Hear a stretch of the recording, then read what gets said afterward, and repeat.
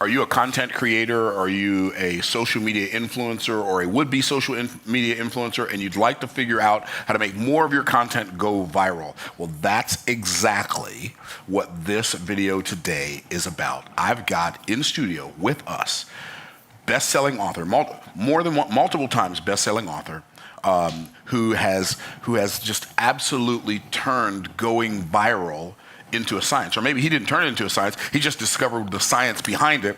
And one of the most brilliant viral scientists that I've ever met, author of 1 million followers, author of Hook Point, and he's got a new book coming out that I'm sure he'll tell us about as well. And I am glad to have in studio. Give it up for Brendan Kane, y'all. Give it up for Brendan. Glad to have you here, brother. Appreciate it. All right. So Brendan, we're here to talk about making content go viral. And when we talk about making content go viral, and when you write about it, are you talking about primarily video content? Are you talking about video? You're talking about posts? You're talking about images? You're talking about like all different kinds of content, or predominantly video? Well, the model that we created can work for any type of content, any type of platform, and it's one of the reasons that we built, the model is to work with any change. So let's just say that every social media platform left tomorrow, or a new content format came up tomorrow, our model accounts for it. So we deal predominantly in video because this is a retention world in terms of what social media platforms are working for, but our process can be used for anything. Oh, cool. So if you were gonna lay out, like if somebody's not ever created a video before on social, and they want to build an audience or attract an audience and build a brand on social, what would be the most important things you'd tell them to do? The first place, even if you haven't created content or you have been creating content for years and you're struggling to break through, the first place to start is research. And what do I mean by research? Well, two of the biggest mistakes that people make with content is A, they just keep looking at their own content and trying to kind of study their own content. And let's just say that you're stuck at 1,000 views a video or 10,000 views a video. If you just keep looking at your own content, how can you find the clues and the answers to break through? You won't. The second part is people are so focused on the numbers, the quantitative layer. And the quantitative layer is a great indicator of something worked or didn't work, but it doesn't uncover the why behind something worked or didn't work. So when we talk about research, when we work with our clients, and we've actually built an entire research division within our company, we look at the larger social ecosystem. We're studying what content formats, what content structures, what content creators are going viral, and then we break down why. We don't just look at the numbers, because that's a big mistake that people will make, is they'll look at a content creator and they'll see that they've generated 10 million views on a video. And they're like, oh, I see what that person's doing. They've gone viral. But the challenge is that content creator may have only done it once. So that's not a recipe for looking at it. So what we do is we look for these content formats, these structures. We make sure that it's consistently gone viral for that content creator or that specific format. And then where we take a layer deep is we don't just look at the high performers, we look at the high performers against the average and the underperformers. And again, what we're looking at is the contextual elements that are causing the high performers to outperform the low performers. So we'll look at a video that has a format, like before we started, we were talking about a man on the street format, where you approach random strangers on the street and engage with them. So we would look at a high performer in that format, it could be 10 million views. But then we'll look at somebody using that format or in the same channel of somebody doing 10,000 views.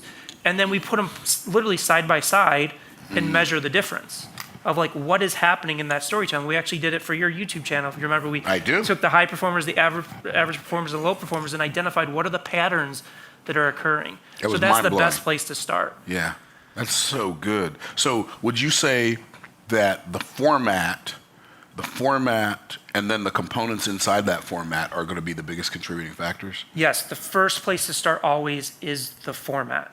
So what is a format? The best way I like to kind of start out is defining a format versus a trend, because there's a lot of concepts of trends being talked about. So if you think about a trend, like the big one way back in the day was the ice bucket challenge. That is a trend. Now, trends are very fleeting. You can't do the ice bucket challenge for every video and expect it to go viral. Sure. And this is why I kind of tend to tell people to stay away from trends, because you're not learning the art of storytelling, because you're switching things up every time. Versus a format is something that can consistently go viral over and over and over again. So we talked about Man on the Street.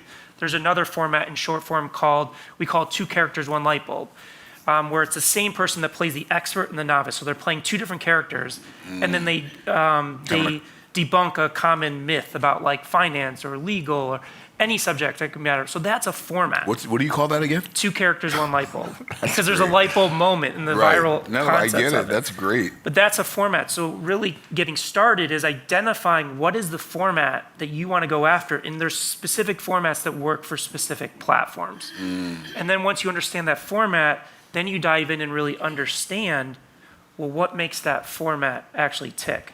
So just like an analogy for people to think about is if you want to be a musician, what do? You first choose the musical instrument that you want to play, and then you pick certain songs that are known, that you learn those songs before you create your own. So it's the same as like a format as like a musical instrument, is you choose which one, and then you practice and become an expert at that one. But most people, what they're doing is they're just not even thinking about format. They're just creating as much content as possible, not thinking about these structures out there, or they're chasing trends and not really learning the art of storytelling on this platform. So you say learning the art of storytelling versus just shooting a video. Like, what do you mean, the art of storytelling? So let's talk about another format and kind of where I started my career. Is I went to film school because I wanted to be a film producer. And what do you do when you're in film school? You sit there and they make you watch Analyze classic films and break it down. You learn the art of dialogue, cinematography, lighting, directing, all these different elements. Same thing, they make you write a screenplay even if you're not going to be a screenwriter, so that you can learn these elements. So when we talk about social media, it's a blessing and a curse. Because it's a blessing because anybody can pull out a phone, record something, and publish it to the entire world. It's completely democratized mass communication. Sure. But it's a curse in that it's so easy, nobody puts thought into it. And they expect, just because I record something, took the time and energy and effort, that it's going to go viral. Yeah. And then once it doesn't go viral, what they start doing is they blame the algorithms. They just say, oh, you have to pay to get reach, all these different elements. So when I talk about the art of storytelling, what we do is when we do that breakdown of the high performers versus the low performers, again, we're not really paying attention to the content. We're paying attention to the context. So we look for these things called performance drivers. So there's upward performance drivers and downward performance drivers. We have a library of like 200 of these performance drivers when we look at content. So these things can be like pacing. I'm loving this conversation so much, sorry. So it can be things like pacing, like the pacing of the video. It can be what happens in the first 3 seconds. It can be captions, title cards, facial expressions, body cues, all these different elements that contribute to the successful art of telling a story through a specific format. And so are you saying that content is important, but context is even more important? Like how it's done is more important than the content? Absolutely. So a person would do better with a great format and great storytelling ability and an average story than they would with a great story and average storytelling ability and average context. Yeah, and if you think about it, you see this in the real world, is oftentimes it's not the smartest person that becomes famous or the politician that's the smartest that gets elected. It's the person that really can connect with an audience, that can really motivate the masses and engage them in a certain way. Now, I'm not sitting here and saying that the content shouldn't be there, because if you build this audience and you don't have value, then what are you building the audience for? It's going to fall flat eventually. Right. It'll be like a house of cards. Yeah. Okay, so it's like the McDonald's phenomenon. Everybody can make a better hamburger than McDonald's, but they still sell the most. Yep. Wow. Cool. Okay. Anyway, good stuff. So you said there are different types of formats. How many different types of formats are there? At this point, we've analyzed about 200. 200 different types of formats. Yeah, it takes us about a week to do an analysis of a format, but there's more out there. And there's different variations, like man on the street format. We've done 8 research projects of different variations of man on the street. So there's so many out there, and I think when people hear the word format, they kind of feel like, oh, it's going to constrain my creativity. But going back to like making a film, like where I started my career, every movie's used the same structure. It's called the 3X structure for like 70 or 80 years. Wow. And it's not like Steven Spielberg or Quentin Tarantino sit there and be like, oh my God, I got to use the 3X structure again. It's going to stifle my creativity. Right. So these formats, there's so much creativity within them. Even, two creators using the same format can feel distinctly different. Wow. Wow. So format, storytelling, and when you said lighting and all of that other stuff that you named, angles, camera angles, are you including that as part of the storytelling as well? We look at it, again, we analyze it as a performance driver. So we look at it from the lens if we want to see if lighting is a performance driver, like take your videos, for example. If we wanted to determine lighting was the same example, we look at a high performer and a low performer, we see the lighting is the same in both. We know the lighting is not the performance driver. It's kind of another analogy is like somebody's wearing a red hat in a viral video and it goes viral. They're like, oh, I just need to wear a red hat every time I record a video. Well, the easiest way to kind of prove that theory is to look at underperformers. Have you worn a red hat and it's gone that way? So all these elements can easily be validated by just looking at and comparing in the research. But I will say that people often overvalue production value as a performance driver. They think that they need to have fancy cameras, fancy setups, things of that nature. Well, we can point to many different examples of content creators that just use their iPhone. So no matter where you're at, you don't have to start with a fancy setup and fancy camera necessarily in order to do it. Now, there's some formats that it can lend itself to that. Sure. But it's not a requirement.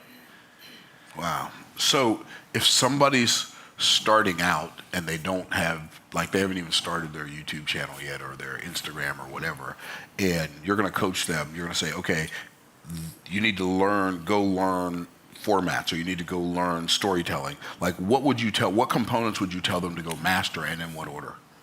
Well, if you're going to do this on your own, the first simplest place that you can start is just use this knowledge to consciously consume content on social media. Because most people are just unconsciously consuming content. They're not kind of looking for the patterns. But now when you're consuming YouTube or Instagram or whatever platform you're focused on, just look for those formats. Or look for a video that has 10 million views, then dig further into that creator's profile. Are they consistently doing it? Oh, well, what's the format they're using? And then ask yourself, is that a format that I would enjoy doing, that works well for me? That's the first place to start. Another big challenge that people run into is they think that their industry or subject matter is not sexy enough. They're like, oh, I'm a tax accountant, it can't go viral. Any subject matter can go viral. It's proven. Tax accountants, insurance, real estate, finance, anything can go viral, but it comes down to the context of it. And this is also going against like a traditional kind of known thing about marketing is like you have to niche down with the message in the content. And that was designed before when it was just all based on targeted ads. But when we think about organic social media, we have to use what we call, and this is a performance driver, called the generalist approach. How can you make your subject matter interesting to anybody that may not know anything about you or anything about your subject matter? And the reason is virality is dictated by the algorithms. And there's a lot of myths about the algorithms. One is being that the algorithms will suppress your reach on purpose to get you to pay for reach. Well, if that was the case, then nobody would ever go viral without paying for content. And these, teenage influencers and other people, and from yourself, you're not paying for your views and you're going viral. Exactly. So if that's the case, then how does the algorithm determine what goes viral and what doesn't? And it comes down to one singular thing, and that's retention. Meaning the longer people spend on these platforms, the more ads they can serve, the more profit they generate. So what they're looking for is content that they can see to the widest possible audience and hold their attention for as long as humanly possible. So with that, as a content creator, you need to approach it from a generalist principle. So does that mean that longer formats are going to retain people longer than shorter formats, or not necessarily? No. I mean, because how many people are producing long-form content that are not getting views? Tons. And that's a big thing is like, what is the optimal length for content? How long does it take you to tell a compelling story? And how long can you hold their attention for? It's like when you go to choose a movie or watch a show on Netflix, are you watching the runtime of each episode or each movie to choose to watch that? No. No. People don't care. People watch what they're interested in. There was an interesting kind of case study in this. Jeffrey Katzenberg launched a short form content network called Quibi.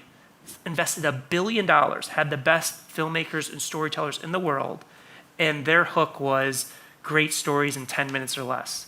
And it completely failed.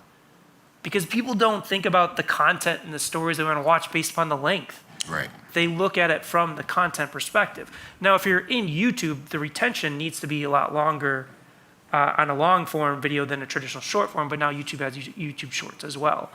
But really, it just comes down to the ability to hold the attention for as long as possible. But most content and content creators are holding attention for less than 3 seconds. People are just scrolling past it. So that's why you're playing to the retention, and then you quickly get into the top 5 or 1%. And that's why, like on YouTube, in a long form video, the percentage of people that are still watching after 30 seconds is so important.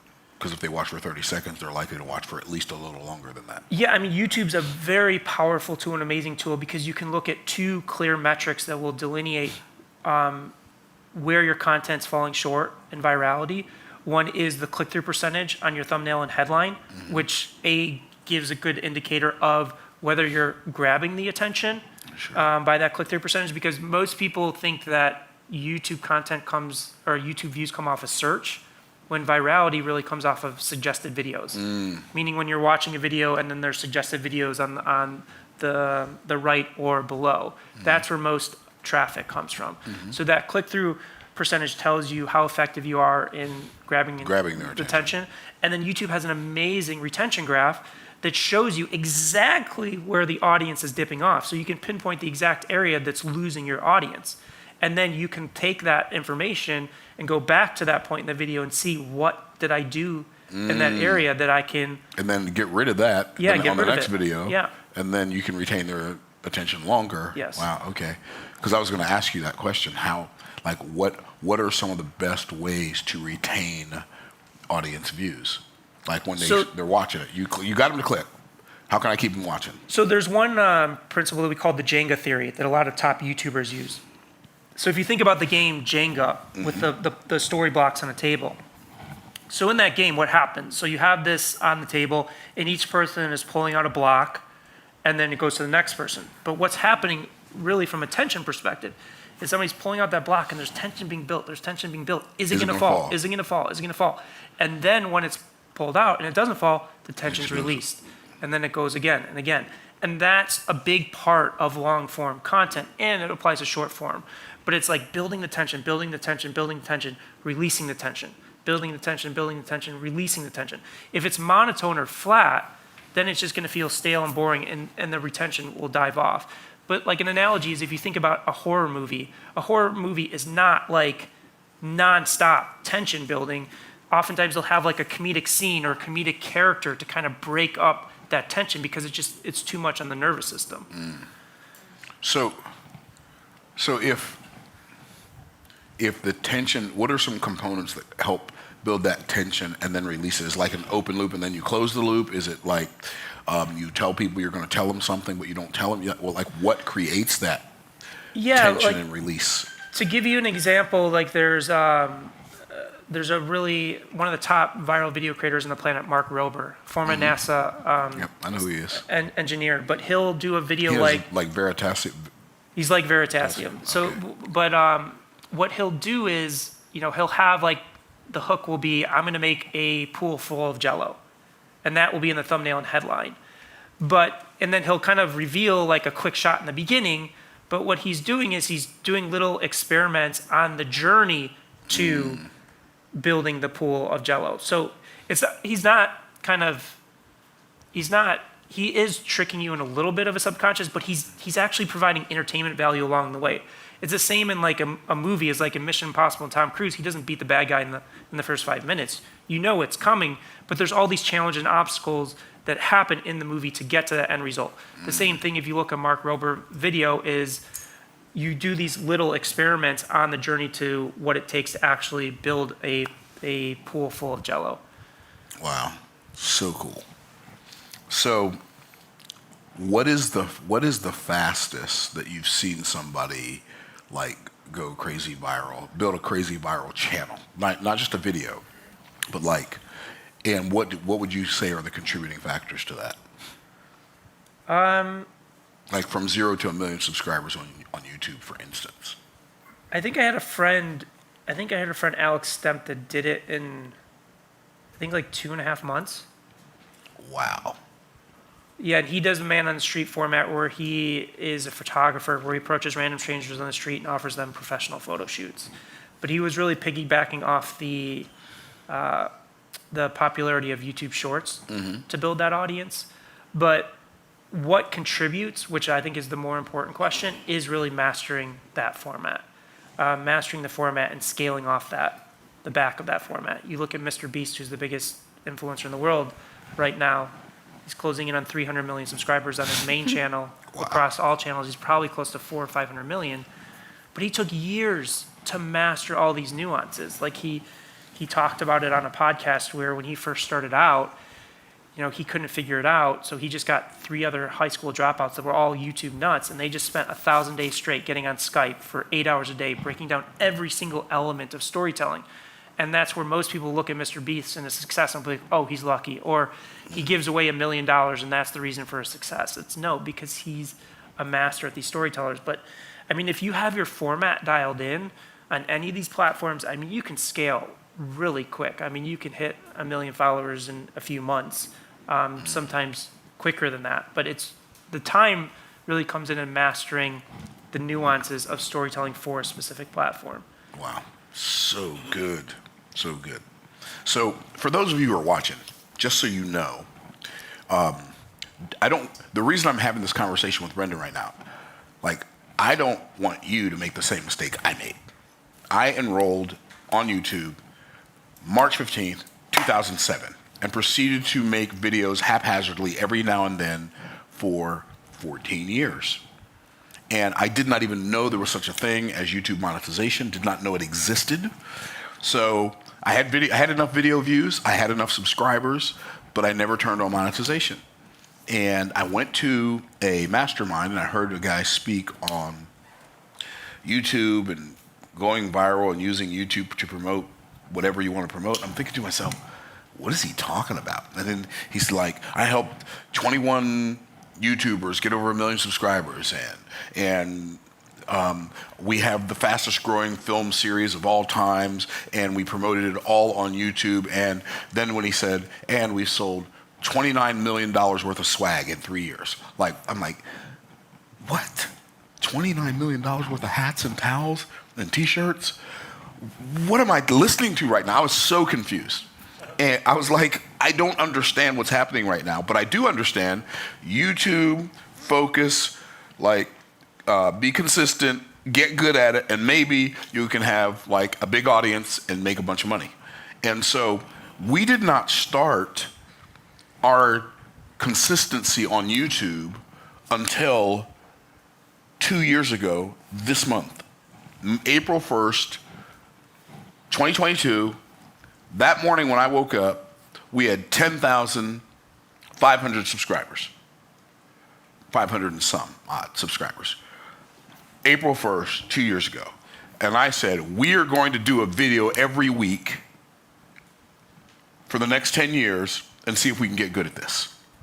And I'm going to be honest with you. A video a week to me, in my head, felt really overwhelming. Like, I'm going to commit to this, but man, I don't know. How do you do a video every week that's good enough to get people to watch it? I don't know, but I'm going to, like, I don't care how many views it gets. I don't care. I just want to get better at this YouTube thing. And so we started doing a video a week, and our audience grew, and our revenue grew. And then the next month it grew more, and the next month it grew more, and the next month it grew more. And in less than 6 months, we had over 100,000 subscribers. I'm like, I don't understand what's happening here, but I like it. But when it started working the first month, we went to 2 videos a week. And then we found out about YouTube Shorts, and we started doing shorts on the off days, and then 3 videos a week and shorts on the off days. And then we went back to 2 because 2 was working better than 3 because of then I'll ask you a question about this too in a minute, about new videos cannibalizing the views of old videos. And so I was like, okay, so now we've like landed on our sweet spot. We do 3 videos a week. We do 2 live videos a week. We do 1 recorded long form video a week. And then on the other days we do shorts. And we're doing them like, and I study YouTube every day. All that stuff you were talking about studying, watching YouTube videos. I watch more YouTube videos than most people, and I'm watching them to like, okay, what are they doing? And I'm just telling you, it's so worth it. The amount of revenue that we've generated from YouTube is less than, like, it's less than 10% of our company revenue. And in the last 2 years, it was probably less than 5% actually. In the last 2 years, we've generated almost $750,000 just in YouTube ad revenue. This conversation that we're having right now, if you will listen to what he is saying and you will apply it, it can change your life. And it might not change your life as fast as it did mine, and it might not impact your business as quickly as it did mine. Our business revenue, Brendan, when we started on YouTube, like before we were consistent on YouTube, the year before we started that, we did a little over $6 million in revenue, which is decent, right?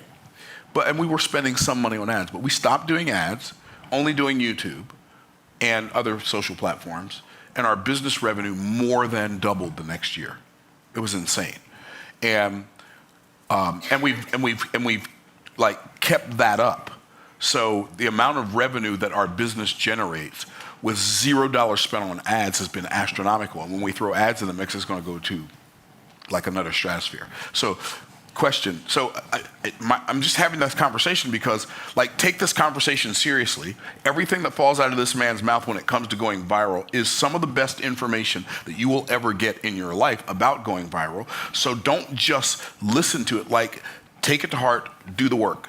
So one of the things that I noticed is, like, when we post a new video, the new video gets a bunch of views, and then our other video that we did before that, it kind of slows down. Is that common for new videos to cannibalize older videos, or just when you're still in the growth stage? I think it's more so in the growth stage, because if you look at the top content creators, is like you look at Mr. Beast, for example, his fans will consume every video he does. You don't see a diminishing return on the older videos. So I think that over time that will kind of correct itself and it won't cannibalize, but it's really kind of looking at, again, those high performers versus the low performers to see, because when we work with a content creator or like helping you, for example, like our goal is how do we cut the hit rate from like 1 out of 10 to, like 1 out of 3 or 1 out of 2, because that's really where the power comes, so that every time you're sitting down to create a content, compounds faster. Yeah, and it's your time and resources too. It's like, imagine if you sat down here, every time you sat down here, you were getting 1 million views instead of every time you sat down here, getting 30, 1 out of 10. 40,000. Yeah. Right. And that's the power of it. And I want to go back to something you were saying about the business side, because I think it's really important to know. But like, a lot of people will come to us and say, well, what can my expected return on investment be for social media? How much money can I make? And the reality is, it's as big as you can dream. Like, I know content creators that I've worked with that maybe make 6 figures a year. I know one content creator that was one of the first beauty influencers on YouTube that formed $1 billion company. Wow. And there was other beauty influencers that had the same exact audience that were making 6 figures. So it's like, it's what is the business behind it? What are you going to turn that audience into? But the opportunity is massive if you spend the time and energy to do it. Because like any skill set, any discipline in life, it does take mastery. But once you master it, this skill set is going to be one of the most valuable things that you can ever learn. Real talk. It's interesting,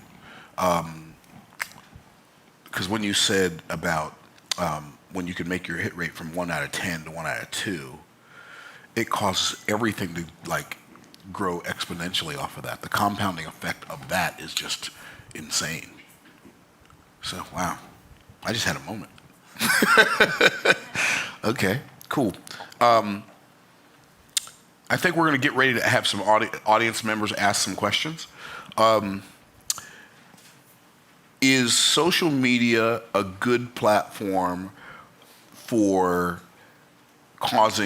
helping businesses grow that are in the arena of the make money space or any space? Because a lot of people, like you said, beauty, like a lot of people have businesses that don't have anything to do with making money. Can social media help someone build a business that's, say, a lawyer or a chiropractor or a cosmetic surgeon or a roofer? It can be used for anything. To give you an example, we were working with a law firm, and we stepped in using our models and process, and we're saving them $1 million a month in client acquisition costs, just using this method and process. You can think about a lawyer. You can look up on YouTube, Clear Value Tax, a lawyer on YouTube with 2 million subscribers. I'm mentoring a young kid out of the UK that builds terrariums. He's got 1 million followers building terrariums on Instagram and TikTok. And now he's building a terrarium business to sell these kits and things. Wow. There's another lawyer called 𝐅𝐫𝐞𝐞 who's really big on Instagram and TikTok, and she's giving legal, she's reading the fine print and breaking these things down. So it doesn't matter the industry that you're in, social media can benefit your business and grow any type of business. And as far as return on investment of time and return on investment of money, like, I've been in business since 1985, so that's a decent amount of time. I've not found anything even remotely close to the return on investment of time and money to the time and money that I've invested into building a social media following. Would you agree with that, or? 100%. I like mean, whatever's in second place, I can't even see it in a review mirror. I agree. But I'm also not going to sit here and say social media is the only way to grow a business. Well, it's not definitely not the only way. There's so many different ways to build Sure. a successful business. Sure. But the upside is massive. Now, again, going back to what we said in the beginning, social media, there's a blessing and a curse. It's a blessing that you can reach the masses. You don't have to go through a television station anymore, a radio station, a magazine, any of these things. It's literally at your fingertips.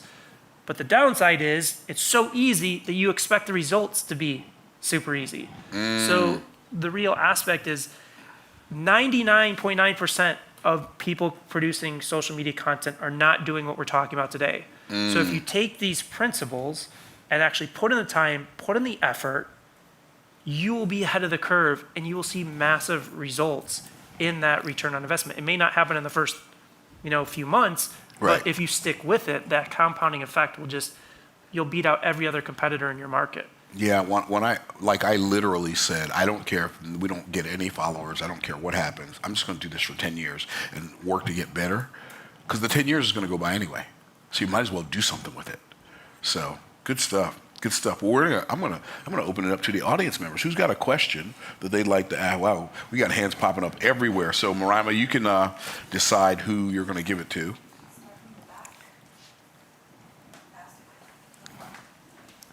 Okay.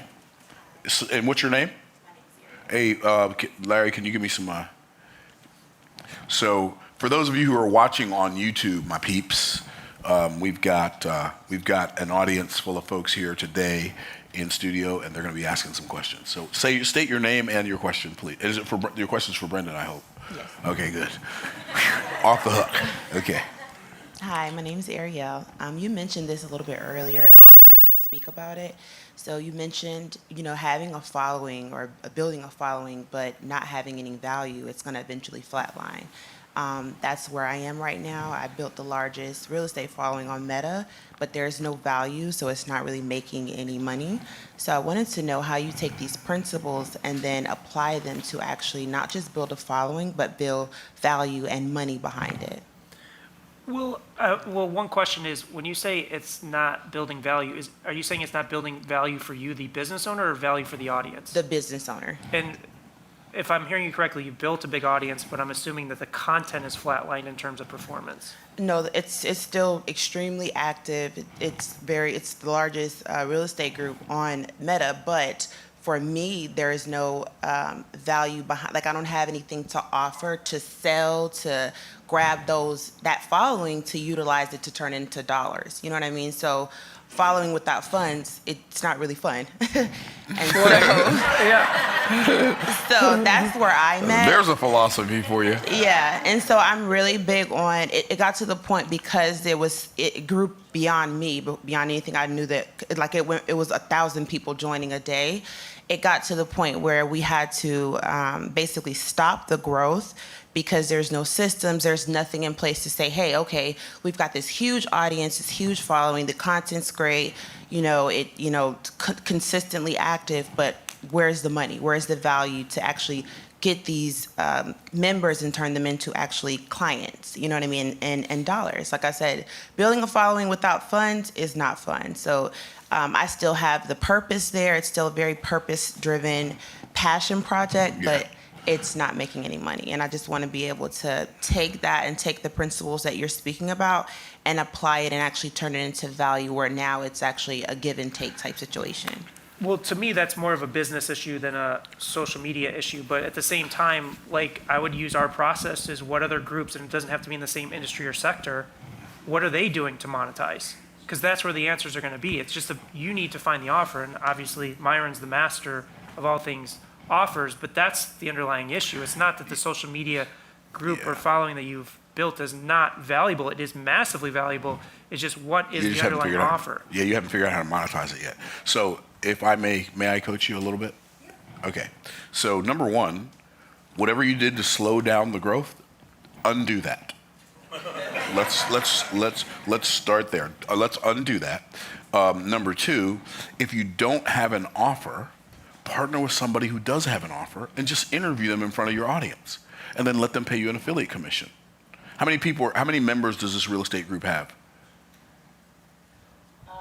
It's 400.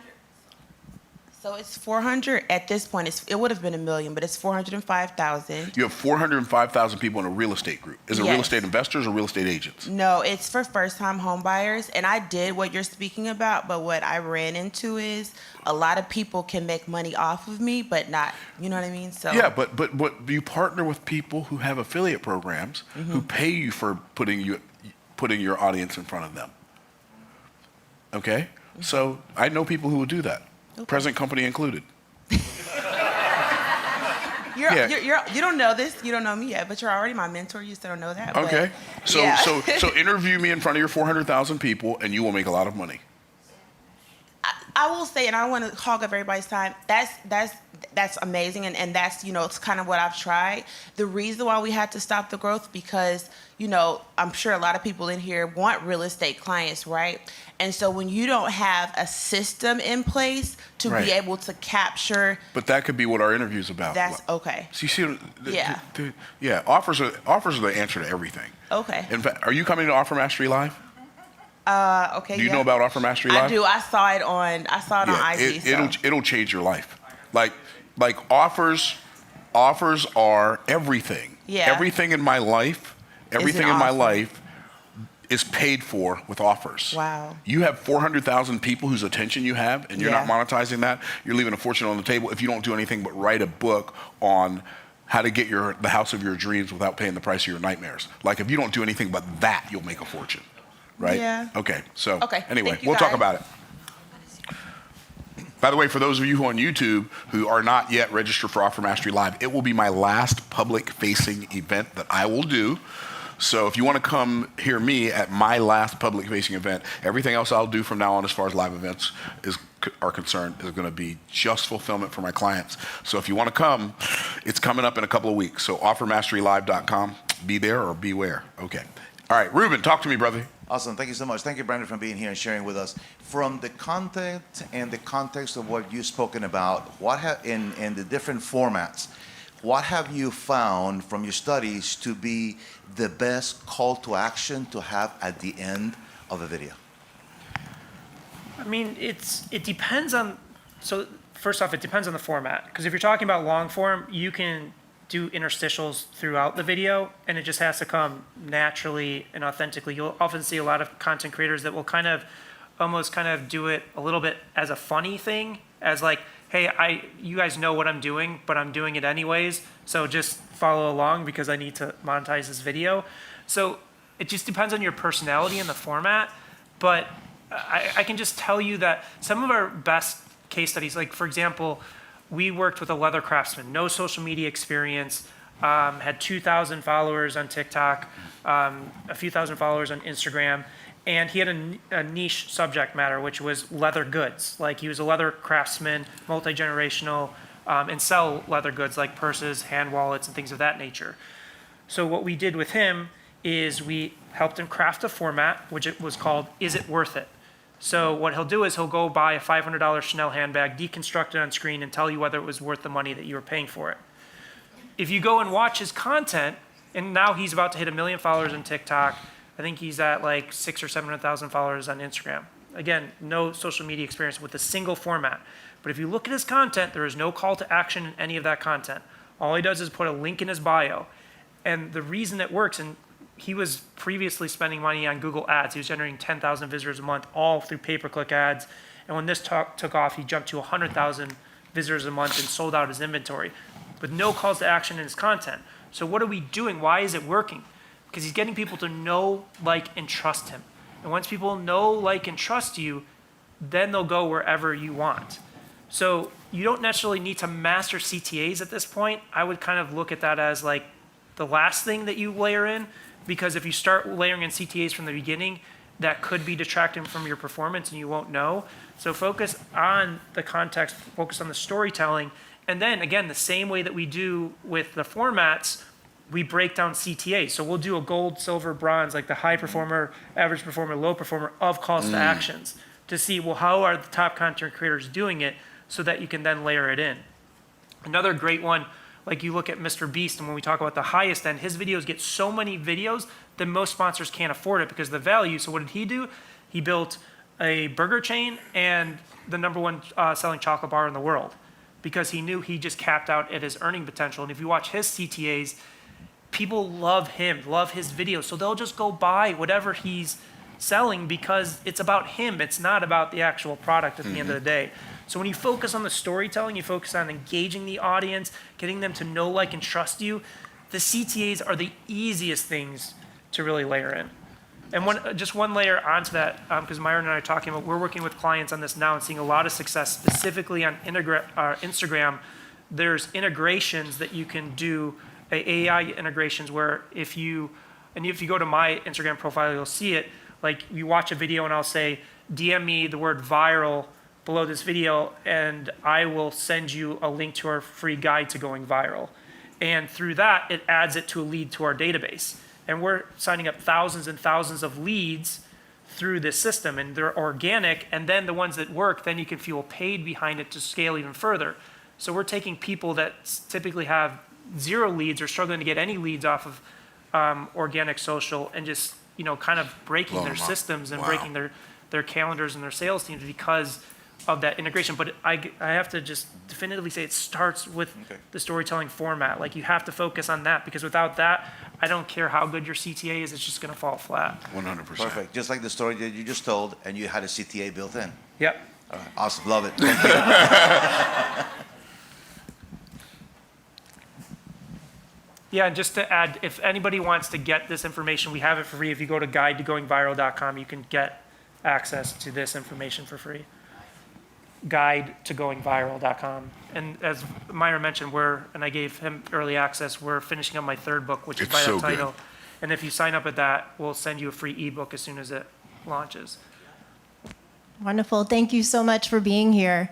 My question is so I am an international professor, and I'm also a coach as well. But I notice when I go overseas and teach and do my TikTok videos, they always go viral. But when I check the audience that the videos are getting sent out to are here in the States. So I was just wondering, like, for example, the last time I was in Germany a few months ago, all those TikToks went viral and on Instagram. So I was just wondering, do you see a correlation, or why do you think, as an American, why my videos go viral when I'm international? Are you filming them internationally? Yeah, like in Germany. Maybe it's something to do with your energy over there. Maybe it's shifted. Because I'll tell you definitively, like, people ask me these questions all the time. It doesn't, it doesn't make sense for TikTok or Instagram to seed your content to more people just because you're launching it in a different country. Because And I thought about that too, because when I'm overseas, when I'm in Germany or if I'm in Spain, I'm so happy. I feel That's so probably what it is. energetic. So maybe it's that energy that I'm taking. But I would, and we do this with clients all the time, is if you have viral videos, you put on one side of the screen your viral video and one side the underperformer and play them side by side. And as long as you're honest with yourself, or even, bring a content expert or just somebody that you know and ask them, what is the difference between these two? Because So I did a good. keynote at Myron's event, and one of the exercises we did is we went through 4 different formats, and I put one video on one side of the screen, one video on the other side of the screen with the same format, and I would ask them which one performed better. And 90% of the time, the content got it right. It's just the Right. practical exercise of it. So if you really want to understand it, I would just take all of your high performers, all of your low performers, and then just watch them side by side, and I'm So sure good. you'll start seeing the patterns and the differences there. Wow, thank you. That was wonderful. stuff. Thank you so much. Right behind you, Daneska. I'll stand up. I'm super short. Okay, my name is Daneska, and my question is, you talked about context versus content, and you said there's about 200 formats. Is there like a top 5? Because I want to do some research and know how to identify what I'm looking for. So is there like a top 5 format to help your videos go viral? I hesitate to say that there's a top 5. I would kind of look at it from, if you're just starting out, maybe ease of execution, ease of use and going after. And I'll just name off a few of them. We talked about man on the street, engaging with an individual on the street and doing some type of interaction. There's people that do kind of what we call walking listicles. Well, they'll walk around the street and kind of do through kind of a listicle thing, but they're just shooting on their iPhone. What are some other ones? The 2-character 1 light bulb is pretty easy because you can film it yourself, but you're filming both characters. So you play the expert and the novice. You play the same character and you go back and forth. Those are some easy ones, but the big thing that I will say is that a lot of people will see man on the street, or they'll see walking listicles or 2 characters 1 light bulb, and they see, oh, I know what that format is and I'm going to do it. And 98% of the people that try will fail with it. So the format is a driver, but you have to actually analyze the context of what drives it. Because without understanding the context of what drives that format, that's where it will fall flat. So that's where, and you ask, like, how to identify these, is just when you're using social media, just start looking for content that's gone viral and then dig into the creator's profile and see if they're replicating it. And even if not interested in that format, it's still a good exercise to start training your brain to start looking at content through that lens. Thank you. And wouldn't you say that the format, like what format is going to be the best format, is going to be determined by who's doing that format? Because like you said, it's like format's like an instrument, right? So like you put a piano in front of a guitar player and they just look at it, right? So it has to, like the format has to match the content creator. 100%, even like your format. Most people can't pull off what you do here on stage. Like it takes a specific personality and skill set to do it. So that is a big part of choosing a format, is looking at the content creators or looking at the format and being honest with yourself is, can I pull this off? Do I want to pull this off? And if you can't, it's totally okay. There's a lot of formats that I will never attempt or pull off because it just doesn't fit who I am. So that is a really important part, is to find something that kind of naturally fits you. Wow. Yeah. So when you say like every format doesn't fit every type of content creator, would you say that a person only needs to master maybe, 5, 10 different formats? No, all you have to master is one. Okay. I was hoping you were going to say that. Good. You only have to master one type of format. Wrap your mind around that. There's 200 options. Master one of them, and you can have an audience that's ginormous. That blows my mind. Good stuff. All right. That often catches people up, is they're trying, before they master one, they've moved on to like 3 or 4 different ones, and they're trying to balance all of these. And it just doesn't falls work. flat. Yeah. Good stuff, man. That's so good. Thank you for being here. To piggyback off of that format question, I do a lot of educational talking head reels. Would you consider, or I should say videos and reels, would you consider that a format? And if so, is there a way to make that more engaging? Because the content could be good, but the context of a talking head reel feels very dry. Well, there's many formats for talking head. So talking head itself is not a format. Okay. So you look at, for example, there's one called visual metaphor. Like you look at Dr. Julie Smith, a clinical psychologist, and she's gone massively viral. And she's doing talking head, but she's explaining it through visual metaphors, where she's using visual objects to do it. There's another insurance agent that we just started working with called Chris Cobb, who breaks down insurance and finance using visual metaphors. So talking heads itself is not a format, but there's a lot of formats that you can leverage to contextualize using that if that's the direction that you want to go. But you can definitely be successful in that direction. It's just identifying the format that works within that and just diving into the nuances that drive that performance. Is that included in the free opt-in that you said? Yeah. Okay. And then again, also you'll get the book, which is the guide to going viral. So if you just go to guide-to-going-viral.com, there's more information about these formats in there. Beautiful. Thank you. Cool. I had a quick question about consistency. What's your name? I'm Travis. Travis. Yep. Travis Doodles. Travis Doodles. Yep. So at one point on YouTube, I was growing over 500,000 subscribers per month. And I was putting out 6 shorts a week, so Monday through Saturday. And my ministry got extremely busy because I film and edit everything myself, so I don't have a team. It's just me and my wife. And I got to the point where I was getting really busy off camera, and then I was putting out less content. And basically what was happening was I was noticing at one point anything I put out was getting anywhere between 1 million to 150 million views. Everything was going crazy. And then as soon as I started backing down on the amount of content I was making, let's just say I was doing 2-3 videos a week, my numbers started going way down. And obviously they'd go down because I'm not putting out as much content, but as far as per video, it was going under 1 million views per video. In your opinion, does like the algorithm and the platform kind of penalize you for not putting out as much content? Because it was the same type of content. I felt like some of the stories were like stronger than what I was putting out before, but not being consistent, I felt like my numbers per video were going down. And what year was this around? This was probably about, I don't know, maybe 4 or 5 months ago is when I really started like slowing down. Because for over a year straight, I was doing 6 videos every week.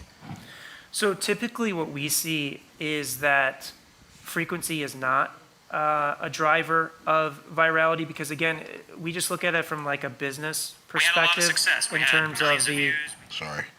I was looking him up. I'm like, all the stuff he said just blew my mind. And I'm looking him up, and then he started talking. So we just look at it from the business aspect of kind of social media. Is there was a time, don't get me wrong, 10 years ago, where there's less content on the platform, less content creators, so that they would push more of the frequency because they wanted more content to retain users.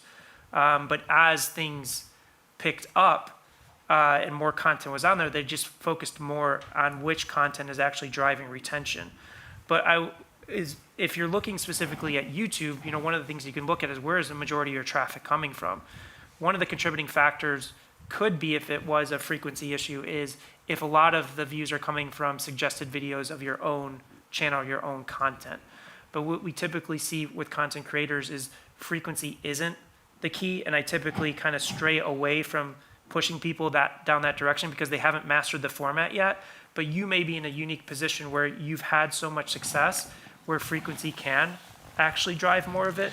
But before you make that assessment, what I would do is take the underperforming videos of recent and then just benchmark them against the high performers, again, play them side by side and just see if anything potentially shifted. And it can be something super subtle. Did something shift in your thumbnail and that headline strategy? Did something shift in terms of the dynamics or the flow? Because sometimes as you get in the flow of creating content, doing 2 or 3 videos a week or a month, it's a different mindset than slowing down. Once you slow down, sometimes you kind of lose a little bit of kind of that nuance in there, in that flow that could be contributing to it. So I look at those 2 factors. But you're in a unique position. With most people that are starting out, I really push them away from focusing on the quantity, because then they just think, oh, if I just put out more content, I'm just gonna start going viral, versus focusing on the quality and then moving up. Like, again, going back to Mr. Beast, is when he first started out, he was doing like one video every like 4 to 6 weeks. But now he has a massive infrastructure, has all of this knowledge, all of this expertise. His goal for this year was to do a video every week.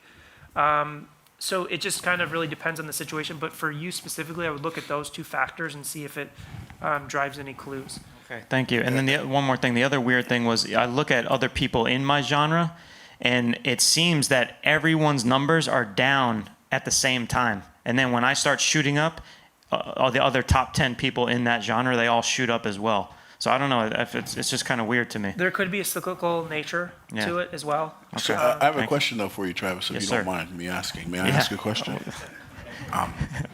Why don't you have like a team?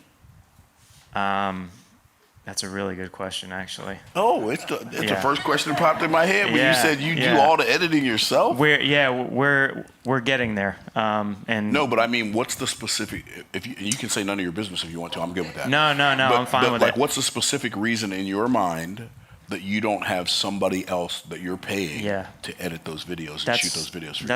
That's a long conversation, but very short. We're at that weird point where it's like we're at the growth point where I can't afford to have a full-time editor, but I can't afford not to. Does that make Right. sense? Right, but you don't see. You added the word full time. Yeah. Oh well, yeah. Part-time would work as well. It would change your life. Yeah. Part time 1 day a week would change your Yeah. life. You Yeah. can afford to hire somebody one day I'm a feeling week. that. Yeah. Right, and if you hire them 1 day a week, they will save you so much time, energy, Yeah. and bandwidth if they're good. Yeah. They will make you enough money to bring them on full time. Yeah. I agree. So that's what. Anyway, you didn't ask me for that, but No, I agree. that's a I bonus agree. for you. Yeah. Thank you. My pleasure. Yes, Donna. Hello, thank you so much. So very rich and interesting. Thank you for being here. Mastering the nuance of storytelling for a specific format you spoke of, does that vary by genre? I specialize in LinkedIn, women in leadership, and I'd like to know what some of the key performance indicators that I need to focus on in order to go viral. It's a great question. And one of the things I will say is oftentimes when people focus on a specific niche, they just trying to look for other content creators in that niche to do the research on. And oftentimes, if you're in a very specific niche, you won't find that reference. So oftentimes what we're doing is we're looking at formats that have gone successful in other industries or sectors, and then figure out how we apply it to the client that we're working with. Because again, it's less about the content and more about the context. So there'll be a lot of formats out there that you'll see apply to basically any subject matter out there. So we always start by asking our clients to identify, do you have any competitors that are performing well? And if you do, you probably know them. Yes. But it's important to be kind of honest with their performance. Is like, are they just a little bit better, or are they really mastering social from a perspective of their success rate is consistent on breakthrough performance? If it is, then you can do your research on that and understand, what are the formats that they're using, what are the structures they're using, and how to emulate it. If it's not there, then you just look at the larger social ecosystem on the specific channel you're focused on, and look for other content creators that are not necessarily talking about your subject matter. But this catches up a lot of people where they're looking for an apples to apples comparison in terms of subject matter, but it's not necessarily there. Like, as they talked about, they mastered Man on the Street. Man on the Street is used for basically every industry and sector. Like, you can mold it to what you're talking about. So that's the way I would approach is first start within your industry and then expand out. To kind of see where you can find the formats that resonate best with what you're trying to achieve. I love it. Thank you. Good morning, Vernice Flagler Alarmer. When you were brainstorming with the leather worker and you came up with, hey, let's deconstruct expensive purses. Like, there are we've talked about it here, over 200 formats, depends on context. Like, how did you go through the brainstorming process with that client to narrow down the format and context that you were going to use with him? for instance, if I'm brainstorming, okay, do I go this direction, that direction, and then how long do I work to master it before I decide, okay, that's not the one, and I just spent 3 years on it, and there are over 200, plus all the nuances. So, Yeah.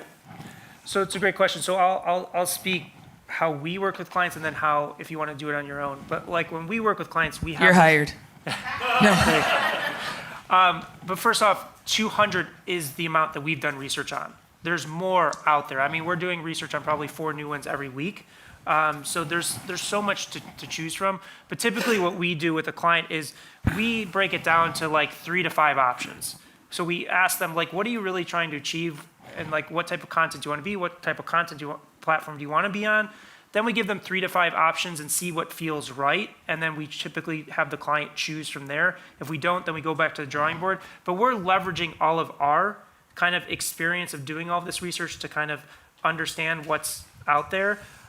In terms of doing it yourself, doing it internally, is like we have internal WhatsApp threads where we're always looking at viral content creators and sharing different formats. Oh, did you see what this person's doing? This is interesting. So that you kind of have this collaborative area that you could put it in Google Docs or whatever you want, so that you can kind of get a gauge of what's interesting. But in terms of the latter question, which I think is a great one, is how long do you stick with a format if it's not working? The first thing I would say is, do you still enjoy making that format? If you enjoy making that format, I would stick with it as long as you have the research to support that that format consistently breaks through. If the research is there and you follow the process of always benchmarking, so when you create a video, even if it doesn't perform using the model that we're talking about, there's no opportunity for learning loss. Because what you can always do is go back to the research, take a high performer that you identified from that format, play it next to your video, and just spot the difference. What was it that I didn't master in that? And if you just replicate that over and over and over again, it won't take you 3 years. You know, some people hit it in the first 30 days, some people take 6 months, some people it'll take longer. But if you enjoy the format, stick Real with talk. it. If you don't enjoy the format, even if it's in your first like few videos, then I say move on to something else, because you don't want to be doing something that you enjoy or you don't enjoy. So that's the way that I kind of look at it. It's kind of, like just the analogy of my career is I started in the film industry. I wanted to produce movies. I got into it and I just don't enjoy this. I don't want to do this. So I moved on from it. But it wasn't like, oh, this is too hard. I'm not getting the success I want, so I'm moving on. But if you really enjoy that format, you have the research to back it up, stick with it, and it will break through and it will work if you follow the process and are learning with each video. Gotcha. And this is a good moment, like you're here, right? So I show folks how to make money with their keynote, with the 50K keynote formula. What in a keynote or speaker type of realm would you say could possibly be, because I know there are a lot, formats for someone who does storytelling or keynoting to break through to people who are looking for that? So you're looking for a format that works for a keynote speaker? To teach others how to attract other monetize their people to message. her offer.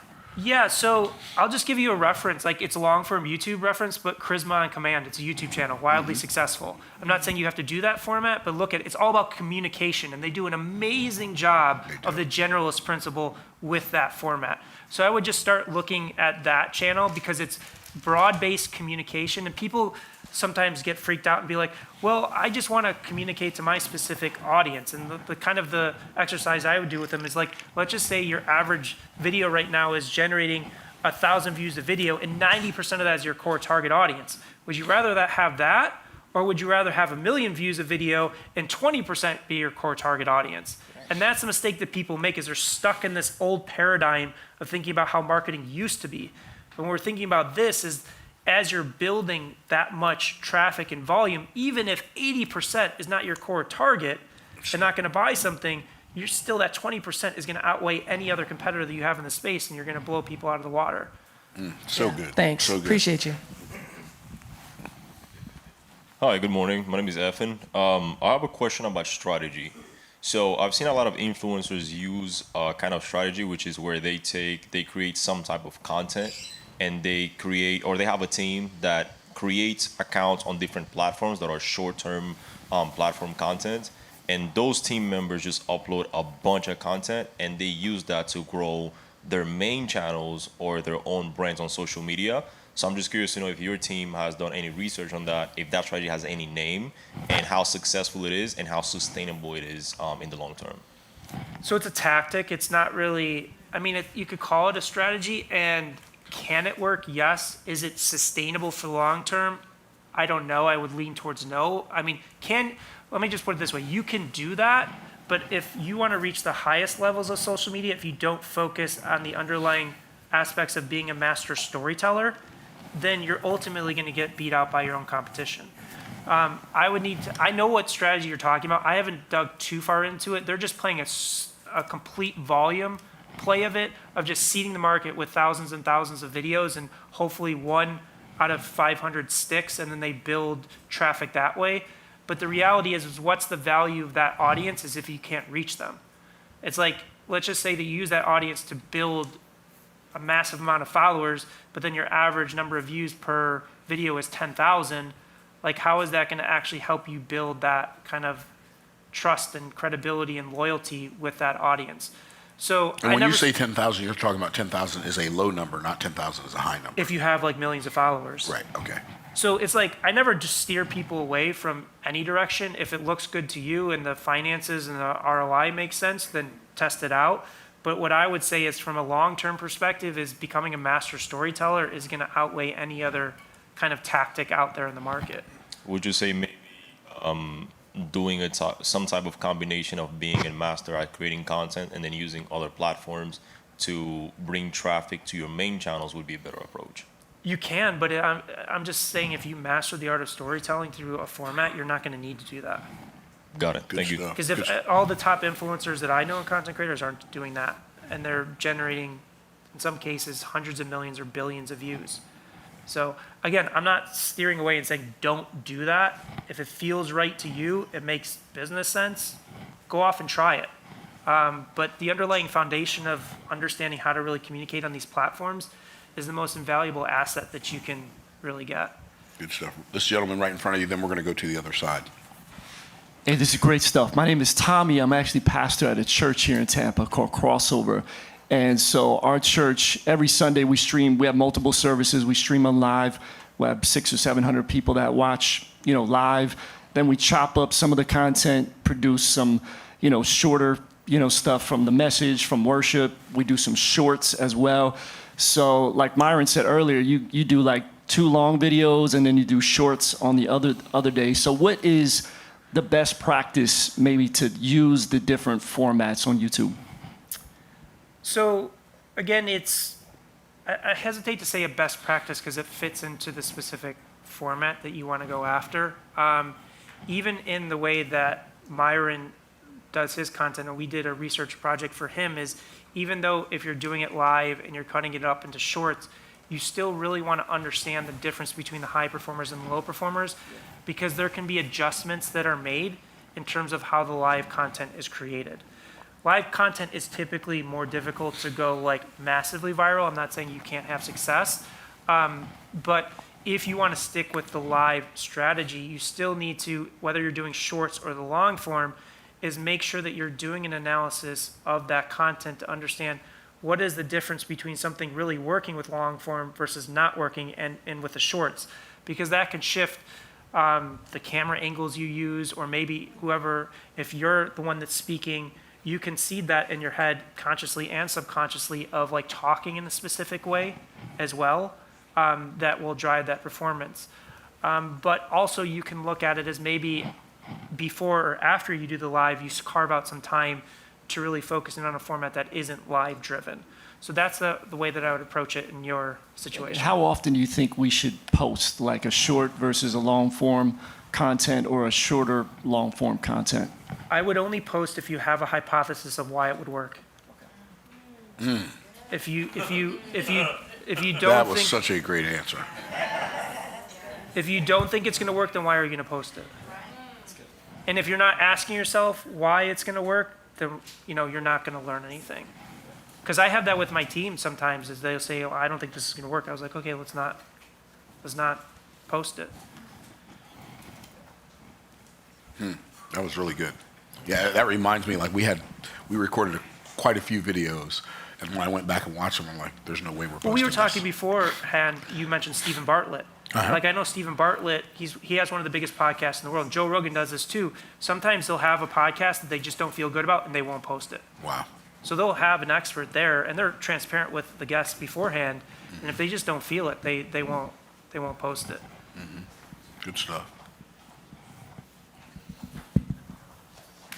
Hey, thank you.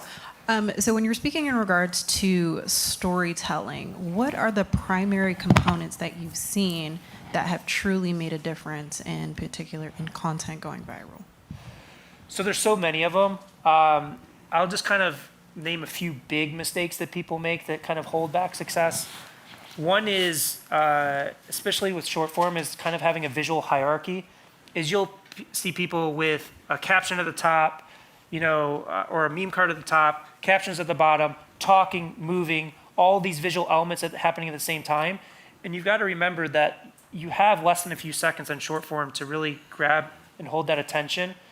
And a lot of the stuff that we're talking about is happening on the subconscious level. And what happens if you have too many things going on at the same time, you start to feel like you're getting left behind. And the minute you feel like you're getting left behind, you move on to the next video. So it's making sure that you have a clear visual hierarchy. This goes with thumbnails and headlines too on YouTube. Making sure you have a clear visual hierarchy of like, what is the primary focus point? What is the secondary and third, if there is one? Because again, if you can't win those first few seconds, whether it's stopping the scroll in short form or clicking the thumbnail or headline on the long form, you've already lost, no matter how good your message is. Also, pacing is another big one in terms of feeling left behind. Oftentimes, people can speak too fast or speak too slow, and again, it just throws off the kind of the performance of the video. So I would say those are two key elements as you're getting into as performance drivers to pay attention to. Good stuff. Thank you. Tim Solmonson. I'm annoyed because I've been pushing my personal, I've been pushing my organizational brand, and my personal brand seems to be the only thing that gets noticed. And I'm wondering what your thoughts are on that, whether I should be moving. I just never wanted to be building my personal brand. I always wanted to be building my organizational brand.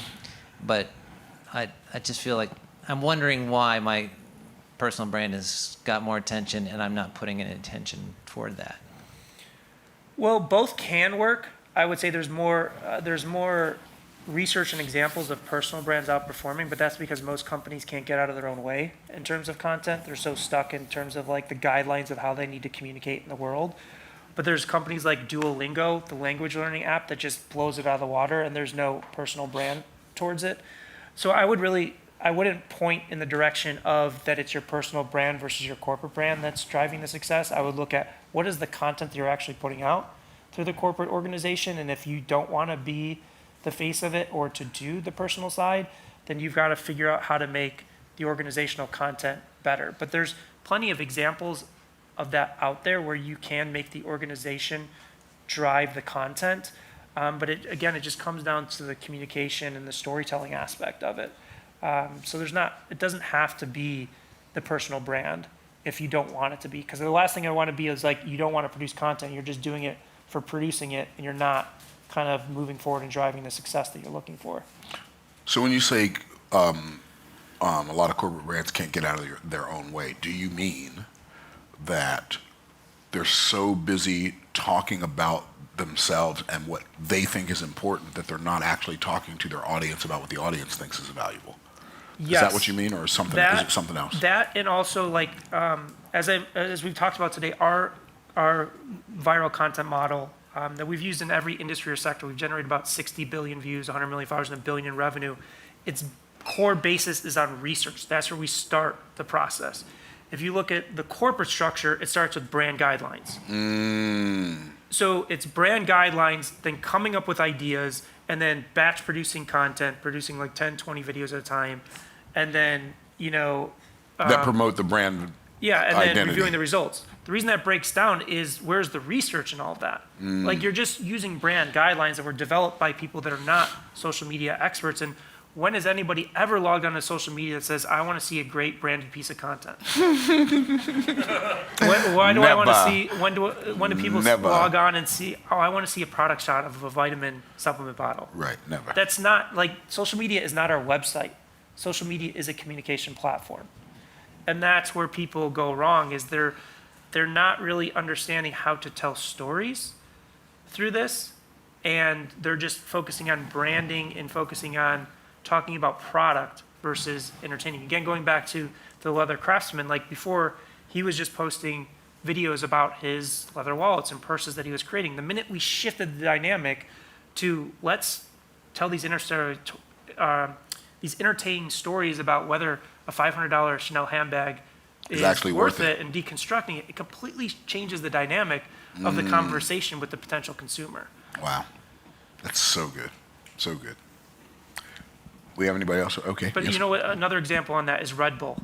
You look at what Red Bull did versus every other energy drink and supplement, is they just created these amazing videos with athletes. And yes, there would be Red Bull logos and helmets and things, but it wasn't about Red Bull. It was about the amazing stuff athletes and what they were that doing they were with able the to content. do. Exactly.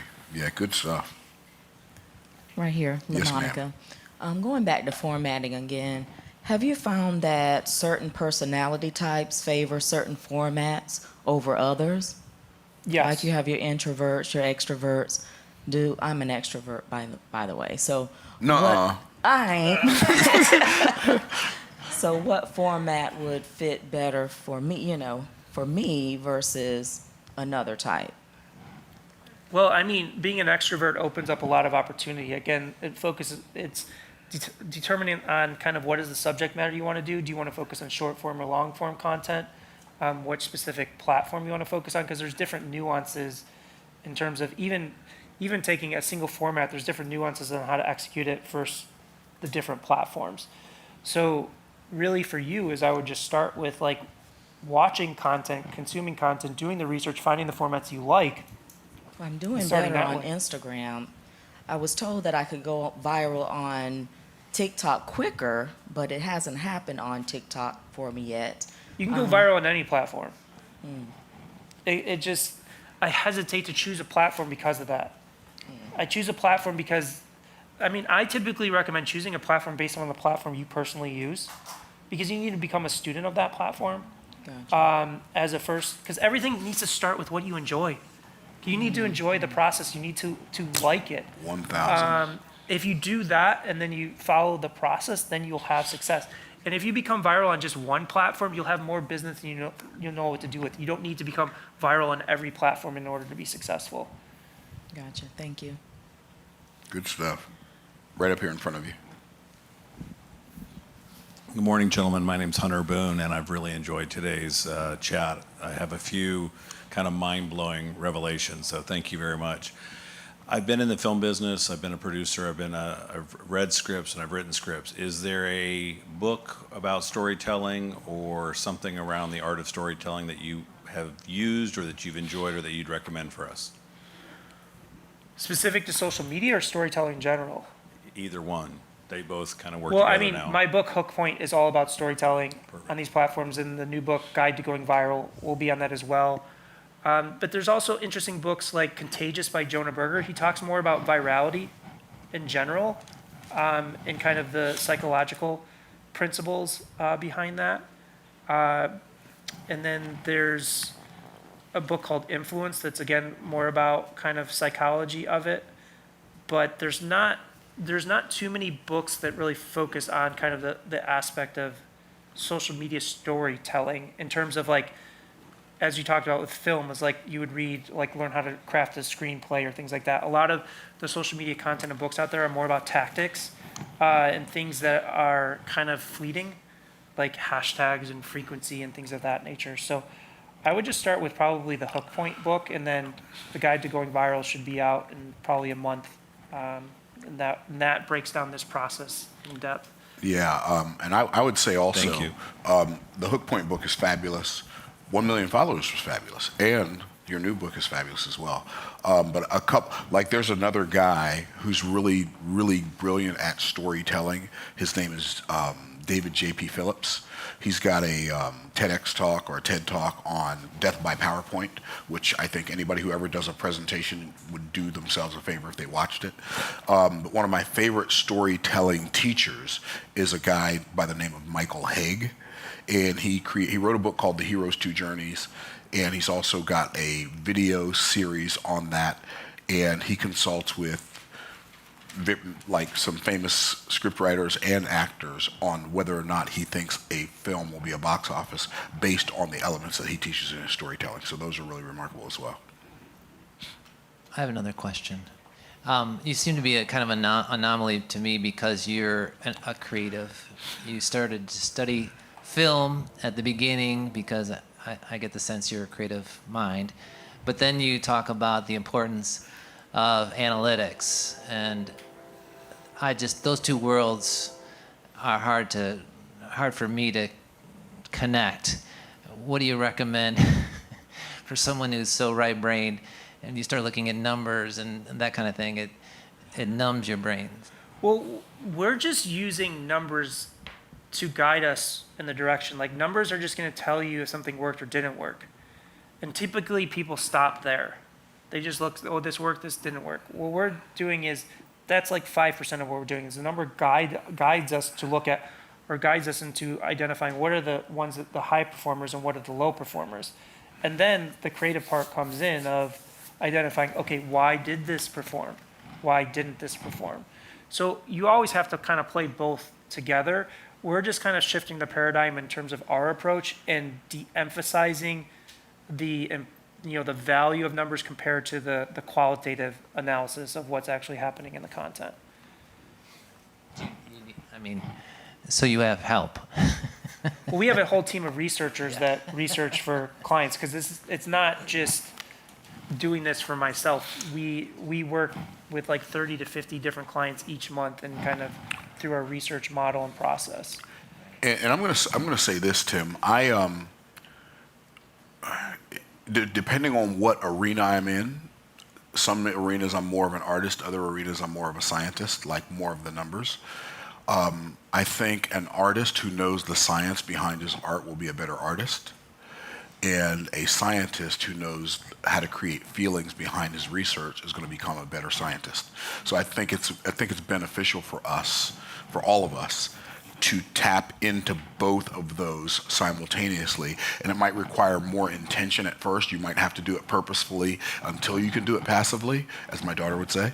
So I'm giving her credit because I know she's going to see this video, and I don't want to act like I came up with that. So you want to do it, you may have to do it purposefully until you can do it passively. But a person who is focused on the numbers for the purpose of making their art better will make better art. Would you agree with that? Absolutely. So we got time for maybe one or two more, and then we're going to wrap it up.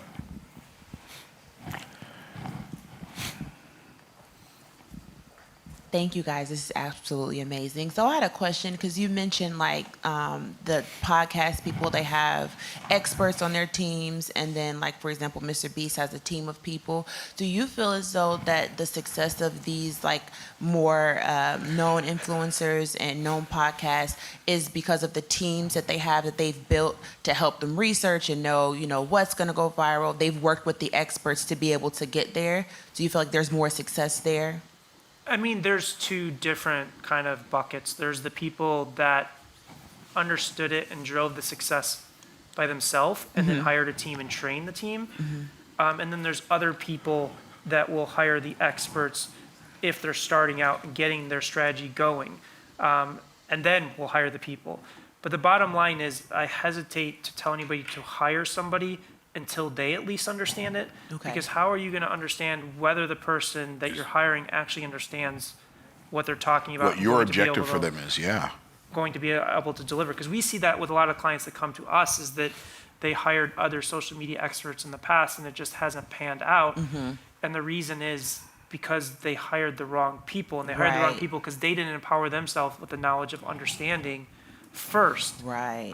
So even if you're starting out and you want to hire people, is you've got to get that baseline understanding. And if it's not you, at least somebody, key team member that you trust that's Right. not going to leave to build that knowledge in-house so that it carries over to the people that you employ to help you scale. I love that. Thank you. That was a great gem. And I think if I can add to that, that hiring somebody to teach you and then hiring somebody to implement for you, there are two different objectives. Like when you hire a mentor, a coach, or a guide, you're hiring them for direction, right? Because they know where to go. They can point you in the right direction. You're hiring them for direction and instruction, and so you can have better discernment. But when you hire a team member, you're hiring them for delegation and duplication. And so they're two totally different purposes. And I think both of them can speed up your results, or at least speed up shorten the feedback loop so you can find out why you got what results you got faster. Does that make sense? So.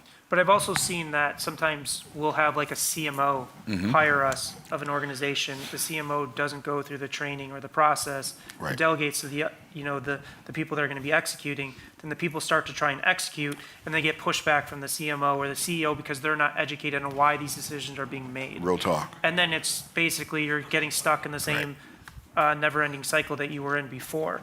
So it's just really important to kind of have that base level. So that everybody's on the same page. Exactly. So that the management, the leadership is on the same page with the people who are doing the implementation. Yeah, 100%. Good stuff.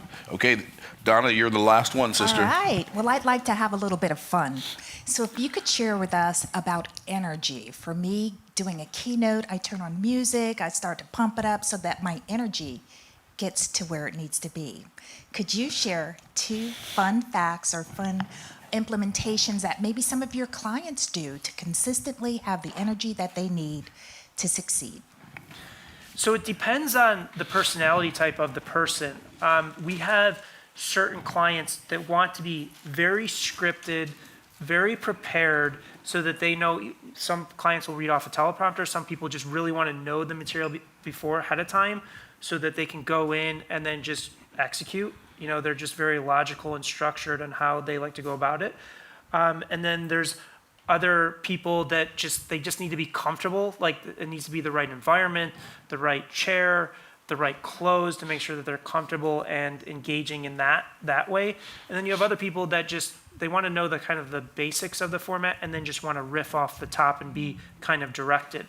So I think it really depends on the personality type, the individual that you're dealing with. And I just always hesitate to just say the one thing that works for one person is going to work for other people. There's so many different ways of going about it. And if I may add to that, I think there are different types of energy when you're creating content. There's performance energy, which doesn't have as much impact. In other words, what I call performance energy is when somebody's doing a thing to show people that they're doing the thing. Okay? And then there's connection energy. And that's when somebody's doing a thing to guide people into being able to get better at doing the thing. So if I'm doing a video, if I'm creating a video to show you how smart I am, I might be performing very, very well and at a very high level because I want everybody to look at me. But I'm going to create a disconnect if it feels like to you as an audience member I'm showing off as opposed to I'm there to serve you. And so like when I'm thinking about feedback energy, I watch some people's videos and they're really smart and really engaging, but the energy that I get from watching the videos is, well, I'm smarter than everybody. And it's like, that is a turnoff, right? Yeah, you may be performing at a high level, but like, it's not a turnoff for everybody, clearly, but it would be a turnoff for me, right? Whereas somebody who's actually genuinely seeking to provide value to someone other than themselves and like you've obsessed over somebody's problem, you're energetic about solving their problem as opposed to energetic about having them know that you're the man or you're the woman. It's a very different kind of energy. And one's to me, and to maybe to other people as well, to one has an attractor factor and the other one is repulsive. So. And there's also a major difference between speaking on stage and doing social media content. And one of the biggest mistakes people make, and I actually learned this very early on from Taylor Swift when I was working with her, and this is the reason that she's so successful, is she understood early on that social media is a one-to-one platform, not a one-to-many platform. So good. Because when you're consuming content, you're on your phone by yourself, sitting on the couch, and when people try to communicate one-to-many, oftentimes it falls flat because you don't feel that connection.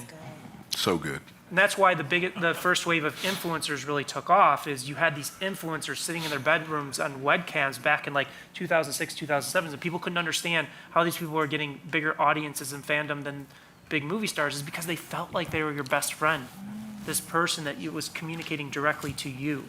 It's very different than speaking on stage or on film or on TV, and really understanding that dynamic will help in terms of creating social content. So good. Noted. Thank you. So good. So good. How about it, y'all? Was Brendan amazing or was he amazing? So, just gonna make a quick announcement. Make sure, first of all, you get his books.